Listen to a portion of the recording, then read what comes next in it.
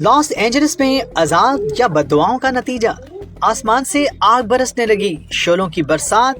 हकीकत में क्या हुआ था? वहां के रिहायशियों ने आंखों देखा हाल सुना दिया। भगदड़ मच गई।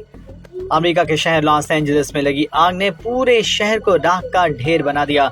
मंजर यूं था कि हर जानिब अफरा तफरी थी और लोग अपनी शर्टों में चेहरे ढांप रहे थे ताकि वो सांस ले सकें। आसपास के इलाकों के रिहायशी जंगलों में लगी आग से अपना घर तबाह होते हुए देखने के बाद शदीद गम का शिकार हैं।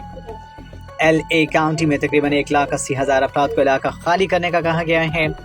हॉलीवुड के रिहायशी ने कहा कि ये आग का मंजर एक डरावनी फिल्म की तरह है। सुर्ख सूरज, सुरमई आसमान और हर तरफ गिरती राख। मैं सड़क पर चीख रहा हूँ, रो रहा हूँ। एलेक्स गैरिस कॉबिन वैली के रिहायशी ने बताया कि ये मंजर ऐसा था जैसे अंगारों की बारिश हो रही हो। मैं मुश्किल से अपनी गाड़ी तक पहुंच सका।